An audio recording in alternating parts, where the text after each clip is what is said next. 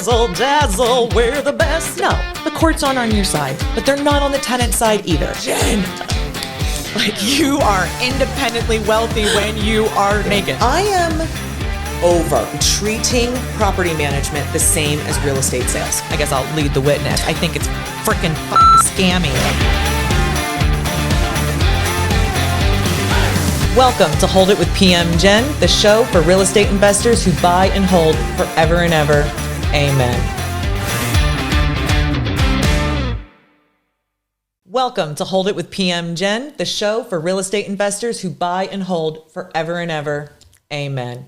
First segment of our show, Hold the Phone. We're going to talk to our guest today. And today I'm thrilled to introduce a powerhouse in every sense of the word, Kristin Leet. Kristen has been the superstar leasing agent for my company, One Focus Property Management, for the past 5 years. And if you watch our social media, you know that she is out in those streets, living life out loud as the Leasing Legend. That moniker has a 50-50 chance of sticking. Besides killing listings, though, this gal is nationally ranked in Olympic powerlifting and used to own a dance and cheer fashion business. Kristen, welcome to the show. Well, thanks for having me. Can you please start by letting us know your actual, accurate, current rankings in powerlifting? So I've actually had to put that on a back seat this year. Oh, yeah? Switched over to CrossFit, which I had originally, that's where I started my fitness journey.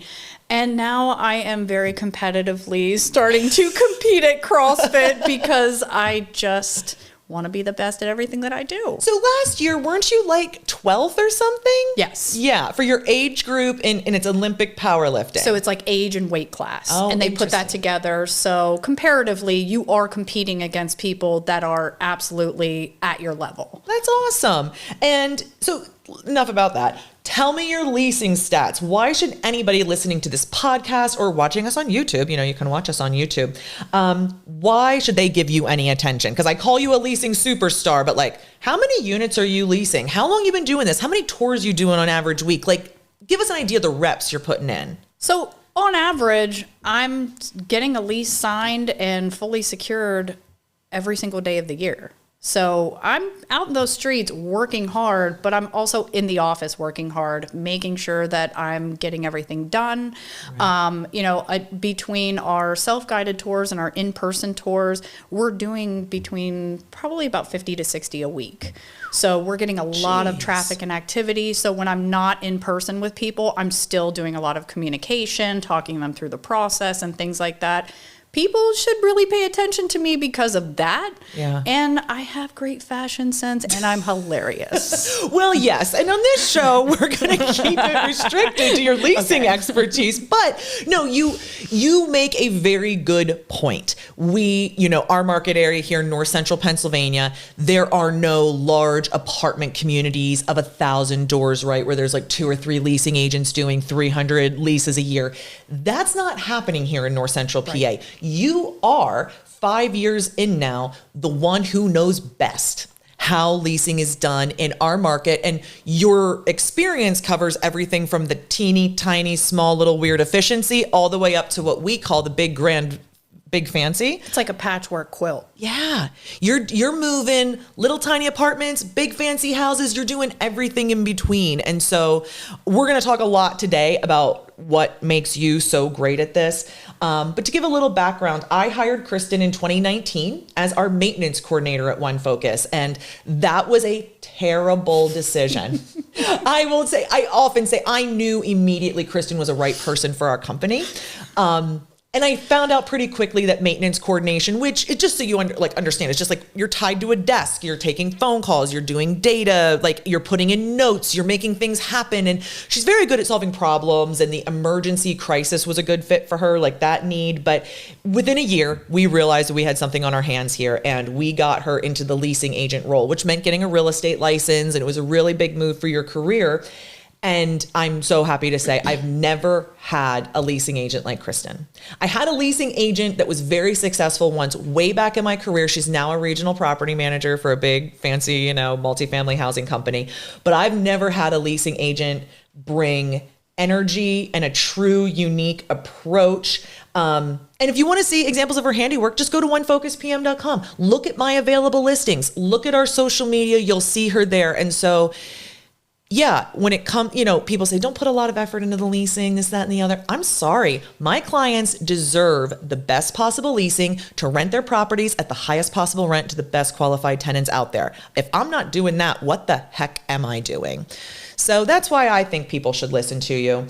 Before we get too much more into this, tell me about the dance fashion business. I'm interested in what was that? And is there anything you learned from that you've carried into this? Because you were really successful at that too. I was.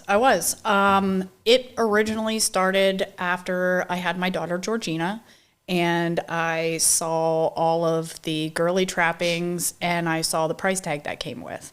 And immediately my first thought was, I can make that myself. And it slowly evolved into, we'd be out and people were like, where'd you get that great big bow? Or where'd you get that little tutu? Or, whatever it was. And I started kind of doing a little things for my friends, and it spitballed into something big. I did a set of costumes for a local dance company that had performers with Martina McBride. Wow. Which was completely magical to see up on a big stage. And I was like, I did that. People don't know, but I did that. And I know. That's cute. And then the show So You Think You Can Dance came into town, and they did a great big masterclass for dance companies in the area. And they asked me if I would create a fashion show for them. And I spent months on this. It was up on the stage. It was live on TV. And it was just an incredible experience that opened up a lot of things for me. I went into the cheer industry because those girls love big, fancy, and glitzy. And if you watch my videos, I'm fancy and glitzy. That's what I do. And, it was really great for me to be able to have the flexibility to stay home and still be a stay-at-home mom and be available to my family and my children's needs.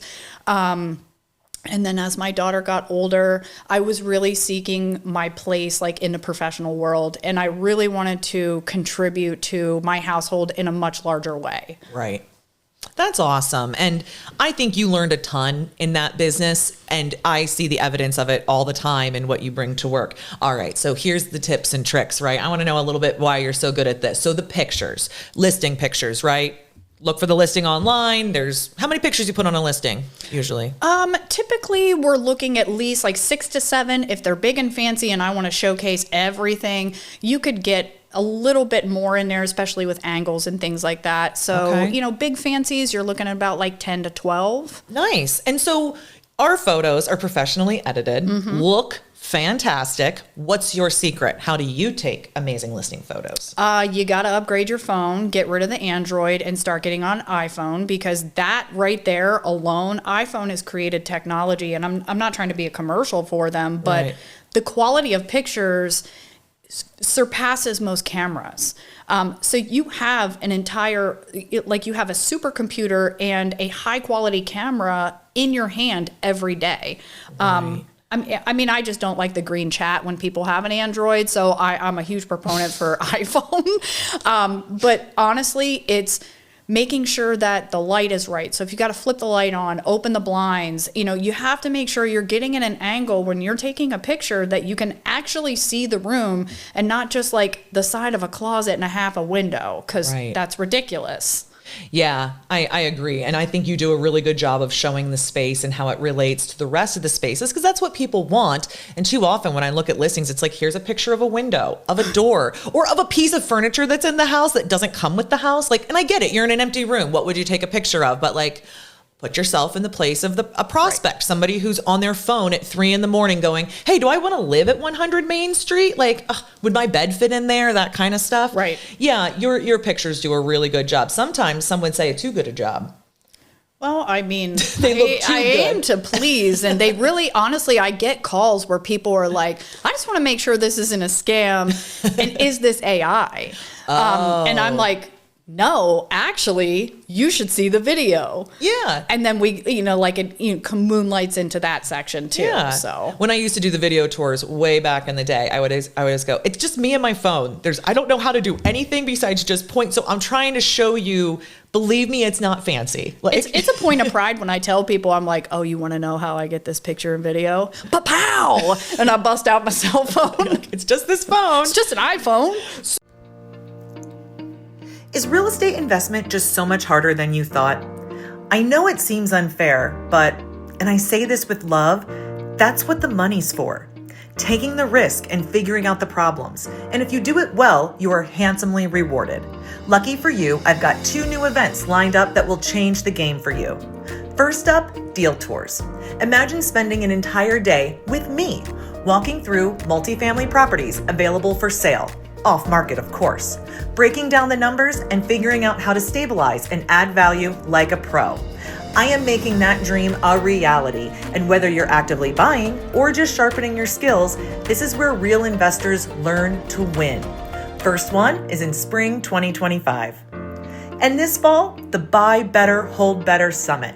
One day, top tier education, industry experts with experience in the North Central PA market who actually know what they're talking about, and the connections you need to make your investment success possible. Think of it as a masterclass in buy and hold real estate. Additionally, the room is full of people doing the same thing as you, so you can build that network with little effort. Don't forget, for the 4th year in a row, we are hosting our Williamsport area real estate investor meetups every other month in Linden. Want the inside track? Of course you do. Go to holditwithpmjen.com and register for event updates. And while you're at it, follow me, Hold It with PM Jen, on Facebook, TikTok, LinkedIn, and YouTube. Helping real people grow real wealth with real estate. So with as many tours as you do, as you're saying, you're putting like 50, 60 a week on the board, I bet you've developed a bit of a sixth sense about the tenant prospect, which is a really interesting animal, the tenant prospect.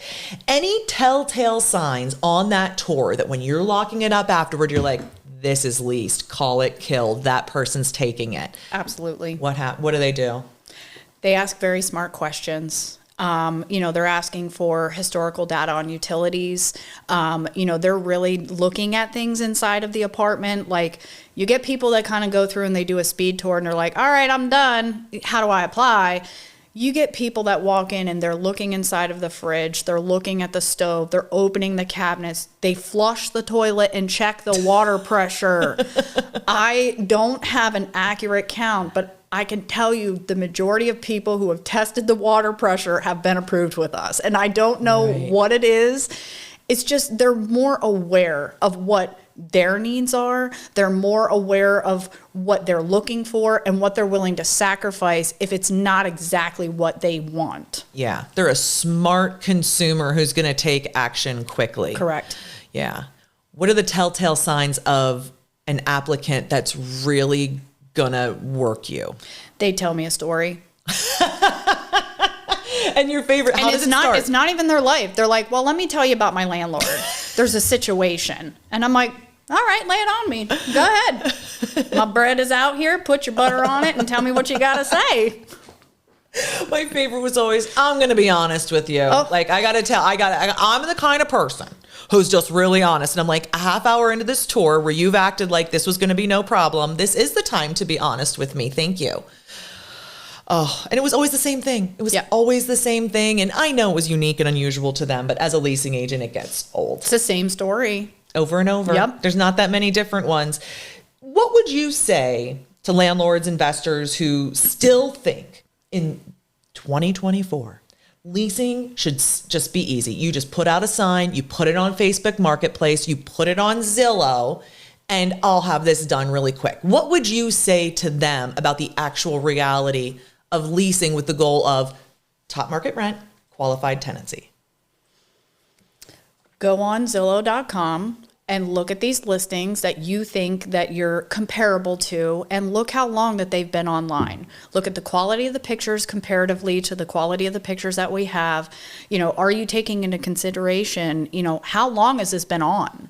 How long are these mom and pop landlords having, some gal in an office market their properties? Right. Look at Facebook Marketplace. How many times have they reposted this ad? It doesn't always mean putting pictures online or putting a sign in the yard. There's a finesse, and there's a reason why leasing agents exist. It's because people need that person to talk them through the questions that they have, and crappy marketing and a sign in the yard isn't what gets you a qualified tenant. It just isn't. Qualified tenants aren't attracted to that. No, because qualified tenants know their worth, and they're coming to you because you have what they need and they're ready to figure it out. Yeah.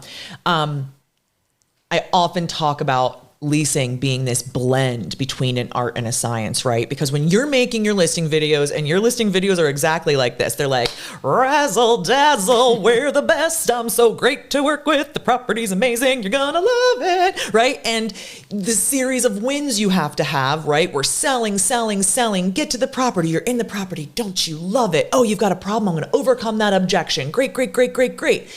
When you've done your job well, and that prospect is like, I got to live in this house. I have to live in this house no matter what. Then you switch into a compliance mode. You're like, great. I'm so glad you love this house and that I've done such a great job selling you. But now give me all your personal information, $50+ application fee. I'm going to go take that, right? All that personal stuff you told me about you, your money, and all that stuff.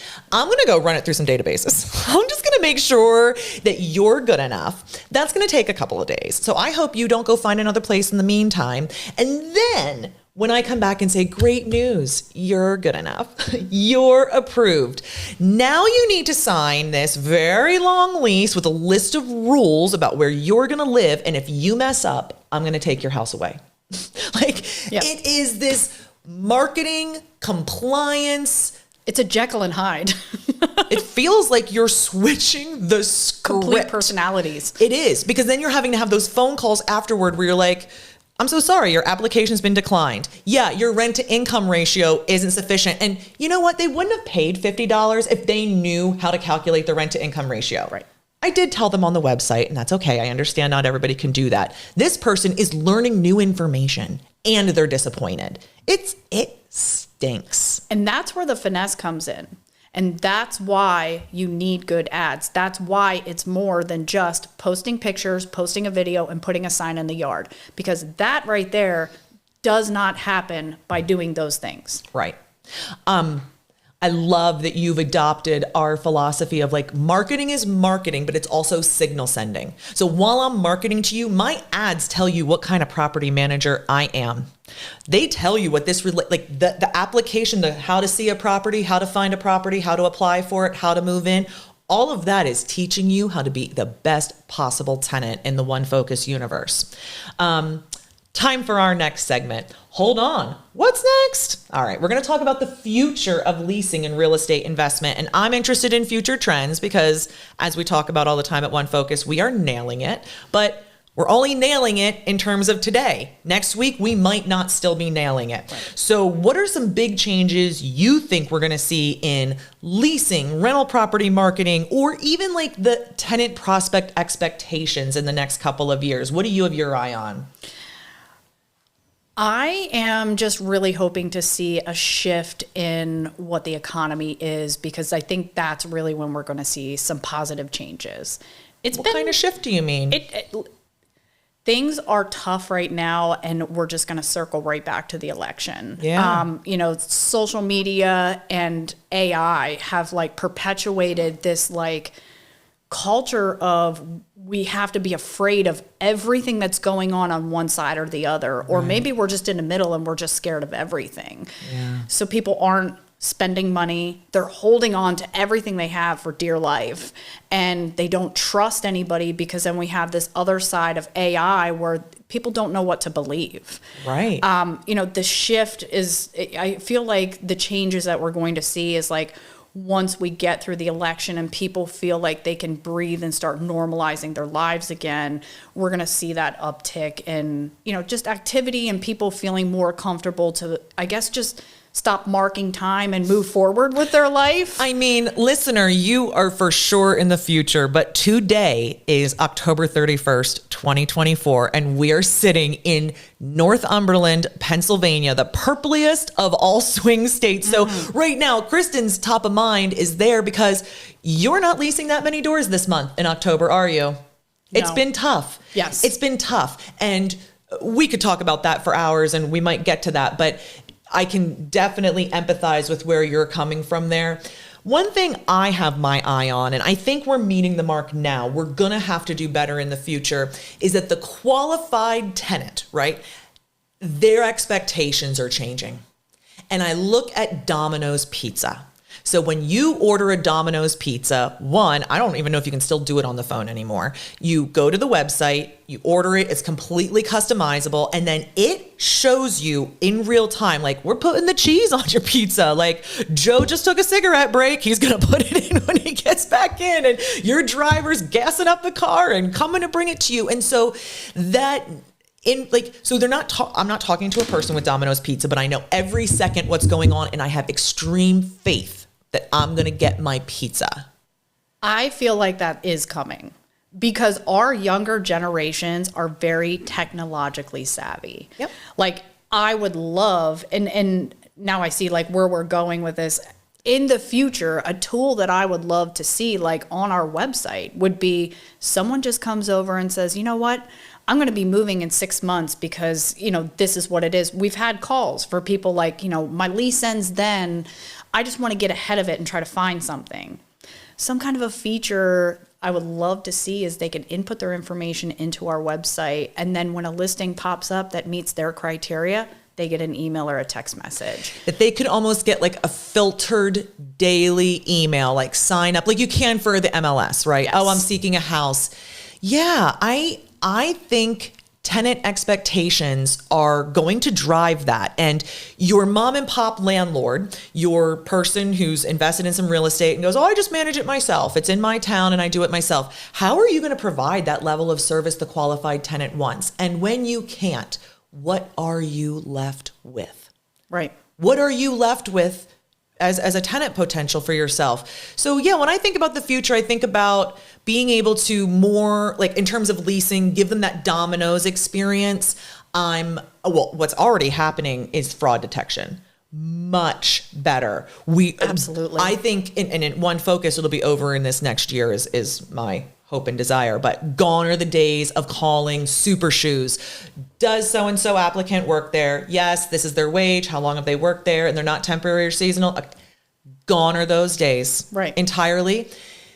One other thing I'm looking at, because we struggle with landlord history, right? So tenant applicant comes to you and says, okay, I've lived at this address, this address, this address, and this address. I don't know my landlord's information. I don't know my landlord's information. That was my best friend's house. I was sleeping on their couch. That was my aunt's house, or, any millions of things. I think blockchain is going to take out, because we know where you've lived. I'm not going to share our secrets in the application Right. underwriting, but you can give me whatever addresses you want on the nosy. application. Yeah, I'll freaking figure out where you've been living. Yeah, we will. You've heard it 1,000 times. Your network is your net worth. But what are you actually doing about it? See, the most successful people I know dedicate time and money to growing and strengthening their networks. And I don't mean by joining Facebook groups and posting that you're looking for deals. Here's a tip: that doesn't work. You have to be in person with people who share your interests and be willing to help each other. At the Williamsport Area Real Estate Investors Meetup, the largest in the region, we do just that. We're focused on making sure you meet people that help you achieve your goals. This isn't one of those events where speakers pitch you their overpriced courses or books. Nope.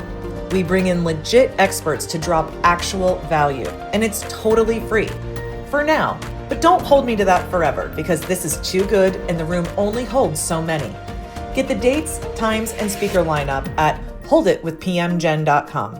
That's holditwithpmgen.com, and I will see you there. But I would love to see blockchain technology start to give us more faith in the, like, if Kristen and Kristen's data follows her in this network, right, where her financial data is secure and aligned to her address history, her performance over time. And by the way, qualified tenants are going to start to treat that resident profile, that housing profile, like their credit score, because it's going to mean money to them. And I think those of us who can work with that, who can participate in that, like we're doing, starting to, I don't know if we're launching it just yet, but I know it's in the pipeline, reporting on-time payments from tenants to credit reports or credit companies, credit bureaus, so that they can increase their credit score through their great performance as tenants. Wouldn't that be a wonderful thing we can serve them? And so the qualified tenant who takes care of their housing obligations, who has a stable financial life, these are going to start to become part of it. No longer is it good enough that like landlord Bob lives 2 blocks over and he answers the phone most of the time when I call. Sure. Right. That's a pretty low bar. We're also already making it hard for mom and pop landlords to compete with us. And we're not competing with them, but they're having trouble being able to keep up with what we offer as a company to our tenants because it's attractive to them. Yeah. The other thing that is coming up as I'm looking at things is the small real estate investor getting access to data. You know, people are understanding the power of data and how companies use data. And I think our real estate investors have to learn how to use data. I think many of them that I talk to are focused on the wrong things. Right. Yeah. Whatever thing they understand becomes their favorite metric or whatever. And I can just see, you know, in my market here, I have a really hard time finding comps, right? Because the stuff in the MLS is, they're not arm's length deals. They're reported as I don't trust that. Right. Thank goodness we have this huge portfolio, but when we open in a new market, it's hard to get good, accurate rent comp information. And by the way, a rent comp is address, qualified tenancy, arm's length transaction. We know the rent, we know the utilities, we know the duration of the lease, and whether or not furnishings are included. At least. Do not come to me and say, my neighbor rents theirs for $2,000. Okay, like one, bullshit. Well, usually when someone throws that number out, I'm like, I'm sorry. Who determined this number? Right. Yeah. And I weigh 125 pounds. Do you know their credit pounds. score? Do you know what they make a year? Like, do you know anything about them? Or did you just get one person off the street to agree to pay $2,000? Right. Because you can lease anything any day for any amount. If you don't care who I move in there. If our property owner said, hey, girl, I just want you to go ahead and get somebody in here, ma'am, we would not have any vacancy at all. I would pre-lease every single thing for the next 6 months because it would be that easy. Well, that brings us to our next segment. Hold up. Let me get that straight. This is where we address and debunk myths and misconceptions. And you're probably the only leasing agent. Well, there might be a small handful because there are a couple of communities, but these people are leasing agents / office managers / whatever.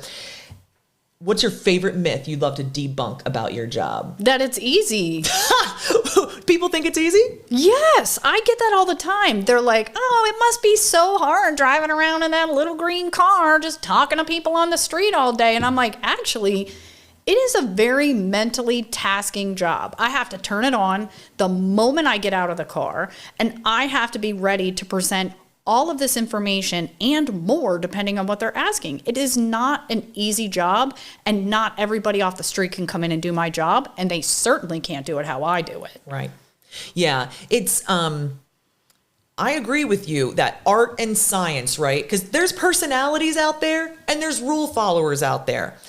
And you are a personality. We've had to beat the rules into you. and that's okay. That's fine. I tell people all the time, like, people are born with what she has, and I need that thing she's born with. I'll teach her the rules. And you did.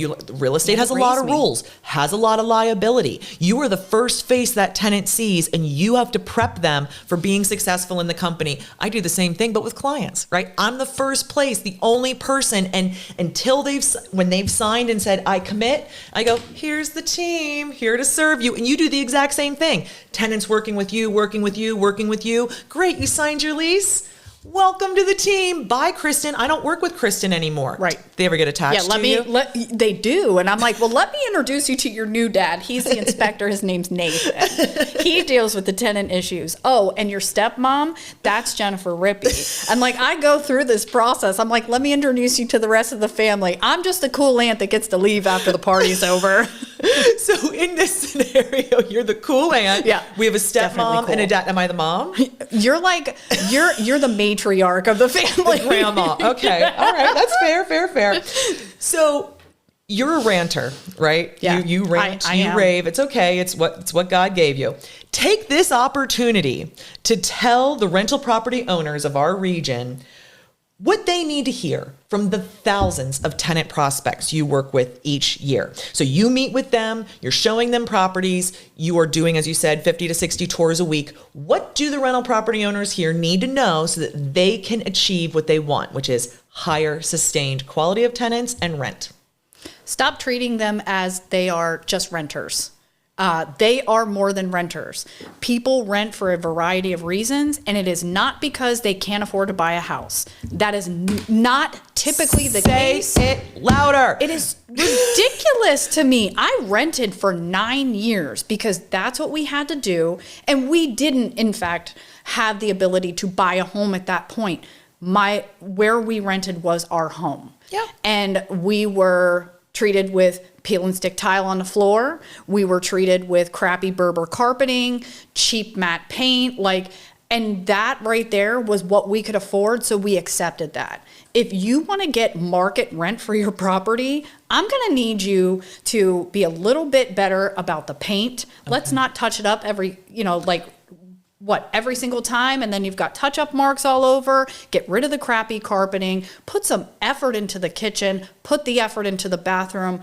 Also, marketing, you gotta hear it. Stop breathing heavy through your entire tour video. I don't want to hear your stomach rumbling through your mouth.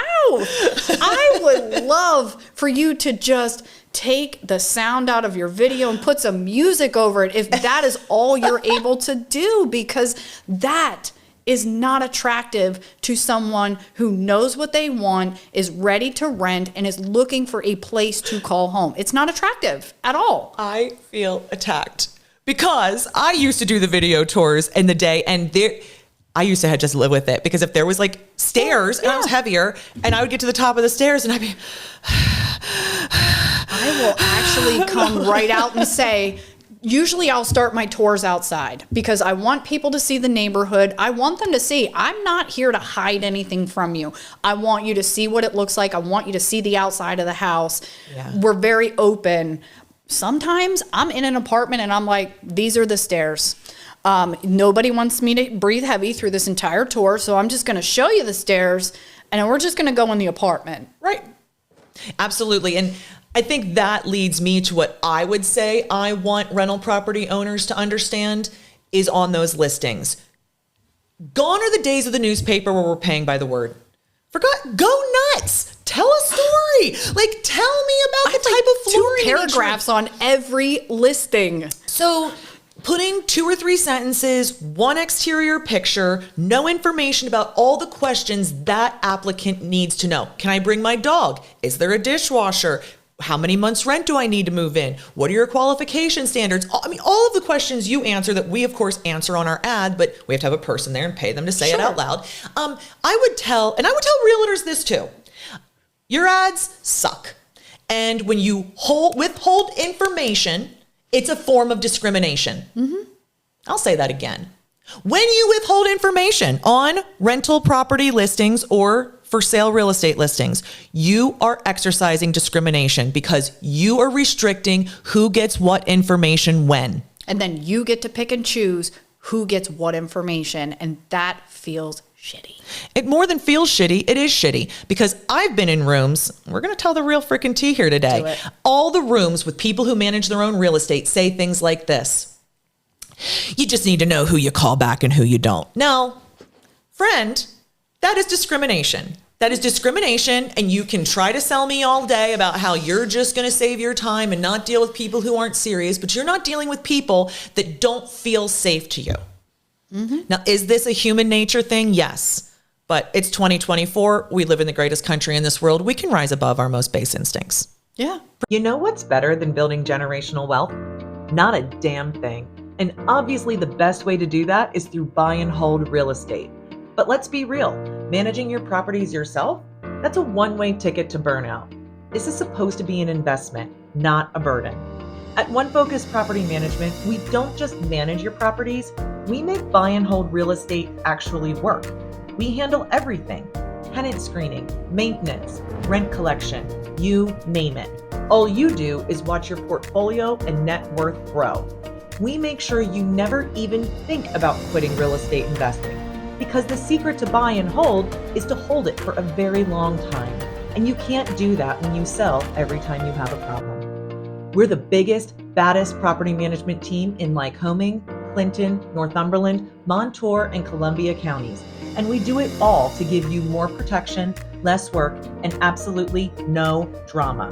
So let's turn your rental properties into wealth-building machines. Learn more at onefocuspm.com. That's onefocuspm.com. Particularly when it's required by law, such as in federal fair housing. So I would say to rental property owners, one, get really good at building an ad, because it tells qualified tenants you mean business. What does that look like to a qualified tenant? Let's just pretend you or me. We work in a professional job. We take care of our credit. Our houses are fine. You would rent to us. So when it's time to go find something, are we accepting just anything? Absolutely not. No, because you might be okay with that peel and stick tile landlord or that crappy touch-up job, but I'm going to sit here every day for the next year, and 12 times I have to write you the biggest check I write anybody that month. Right. And so I have a higher standard, particularly if I care about where I live. Well, we've ranted, we've raved. We're going to get into our next segment. Hold my drink. Speaking of which, are there drinks? I feel like there should be drinks in season 2. I feel like we should stop recording in the mornings. Drinks. Yeah. We should start recording in the evenings because, well, we're not driving school buses here. Well, in the morning, you can technically have a mimosa. That's a breakfast drink. Yeah. So. Oh, okay. All right. So we're going to do our next segment, Hold My Drink, Cocktail Party Stories. And this is probably going to be, to be honest with you, a little bit more ranting. What grinds your gears about the following? Prospect calls. Now, these are people who want a rental property and are calling you on the telephone. Ring-a-ding-ding. What grinds your gears about them? When they say, what do you got for rent? And I say, well, you have to go over to our website. Well, can't you just tell me? Just tell me on the phone. Just tell me, you know what? In fact, don't tell me on the phone. How about we just set up a time and you can just take me around everything you have vacant? I'm like, please hold for a second. So I put it on hold and I'm like, are you kidding? Are you kidding? You arrived at the phone number for our company, but somehow missed the web address that has all of our listings. And I think it's just, they're not used to that. So, the frustration only lies with, we know that information's out there, but boy, I'm just like, for real? Right. What? Absolutely. And it's... my frustration with prospect calls, when I used to take prospect calls, was the lack of phone manners.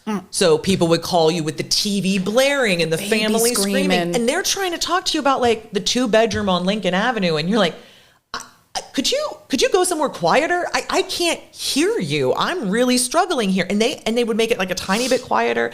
I hate voicemails with no information. I got one today where the guy was like, hey, this is my name. Give me a call. Well, what do you want? My voicemail says, please leave a detailed message with your name and phone number. Yeah. Hey, I'm blah, blah, blah. Give me a call. What? Yeah. What? Oh, or my other favorite is, I've been trying to call you. Nobody ever calls me back. And I go, whoa. Help me understand. Because I'm sitting here going, I answer all my calls. I'm not ignoring anyone. And if you drill down, they've been texting the office number. And I go, you can't text Kmart. I'm Kmart in this situation. Well, now what they do is they message Zillow and then they get mad at us because they're like, what do you mean? And I'm like, well, it does say that you shouldn't, give any information about yourself to anyone but One Focus Property Management. But sure, Sure. The Zillow chat is the good way to solve this Oh problem. man, what did they know about the Zillow chat? Like on Zillow chat, how did they help you exactly? Right. What did they say? Give me Right. more money. Exactly. So what's grinding your gears about prospect tours? The stories. Like Really? when they show up with a packet of reasons why we should look past these things that will disqualify them as an applicant. Because usually when they come to tell me a story, they have some awareness around like what we do for our applications. So they come and they tell this story and they've got their papers and they have their reasons, you know, and sometimes I'll ask questions like, okay, so like, you haven't been paying your rent and you're saying that there's this issue at your place. Like, have you gone through the process of escrowing your money? Well, how was I supposed to know that I had to do that? Okay. So there's like a whole thing that goes along with this. And unfortunately, I only have 15 minutes with you and we don't have enough time to talk about this.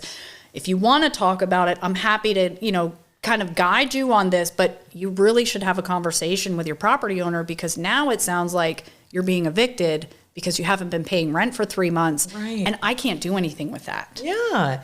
It's the desire.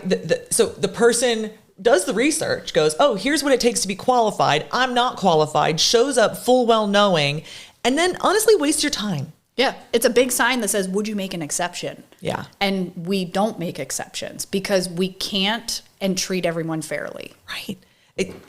Yes, we cannot and treat everyone fairly, which is not only our moral responsibility, but also our legal one. Yeah, I follow the rules. I just Yeah. got to be honest. We have to. And it's maybe a relic of when I used to do tours, but the thing I hated about tours was getting left on the porch. Getting stood up. Is that still happening to you? It's not my top one, but it really does irk me. Like, I'll make a phone call and I'll be like, hey, so like we had an appointment and you didn't show up. And, you know, I had a guy no-show me. I give him a couple chances. He no-showed me again. I waited, got back to the office and called and he's like, well, I had stuff going on. And I said, well, I'm going to need you to bring it down a little bit because you set the appointment, you confirmed the appointment and you didn't show up. I did what I needed to do. Yeah. And he was like, well, are you going to be able to show this to me or not? And I said, no, I'm not. So you're going to have to find somewhere else. Well, I'm going to call your boss. I said, that's fine because my boss, she's the one who told me to say this. Yeah, because it's clearly a sign that you can't handle it and you can't do that more than once to us. And just if you're listening to this, our system gets confirmations. This is not like you made an appointment a week ago and it just slipped your mind. No, you confirmed within 2 hours of this appointment that you were coming. Right. And there's plenty of ways to notify us you won't be there. Getting applications. What's grinding your gears about getting applications? Well, I am actually outside of the application process, but what kills me sometimes, like in hurdles that our leasing assistant, Nika, comes up against is, one, they don't read the instructions. So they'll put like their own address in like in the beginning and then they're like, you know, it's asking this and it's asking this and I don't have this and I don't have that and like, what do I do? And, you know, we walk them through this process and no matter how many times we walk them through the process, we'll get a call a day, minimally a call a day. Right. Well, it's asking me for my address history, but I don't have the information for my landlord and, you know, just the little things with the applications or just blindly submitting applications and we haven't seen property and then getting pissed when we tell them, hey, you need to set up a tour or have someone look at it for you because I have 5 other applications. They've all seen it.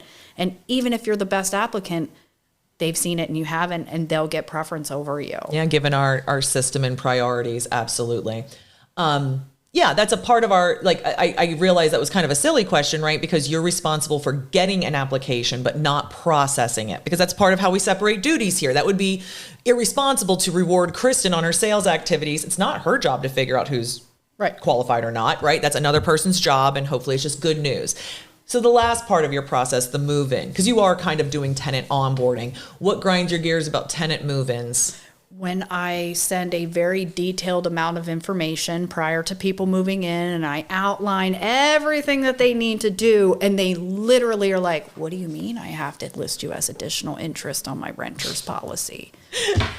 7 to 8 times a week. I'm not kidding you. If we have move-ins coming up, I will deal with it consistently over and over again. I had a kid who 5 different times in an email, I typed out the information for additional interest. And he was like, I just don't see what the problem is. I have the policy. I'm like, but the instructions, and this is a term of your lease, and you've done everything else but this. I'm not giving you keys until you have satisfied this term. Right. Because you proved me you insurance for one day, and I have no guarantee that I'll know when it's canceled. Yep. And it's not my first rodeo, actually, sir. Oh, they get mad. They get mad because I have to, like, in the beginning, I'm the fun time girl. Yeah. And then I turn into, hey, by the way, I also get paid to follow the rules. So we're going to do that. Well, thank you, Kristen, for joining me. And if you want to hear more from Kristen, get on onefocuspm.com. The listings, get on our One Focus Facebook. We'll maybe be putting some stuff out on different platforms, but you'll start to see Kristen a whole lot more. She's been doing our video tours for a long time, but we're going to start to increase our content. You can talk to her through those methods. Thank you so much. Thanks for having me. And don't forget, real estate investors, we need to do, as our angels Wilson Phillips have taught us, which is just hold on for one more day. Join us next time.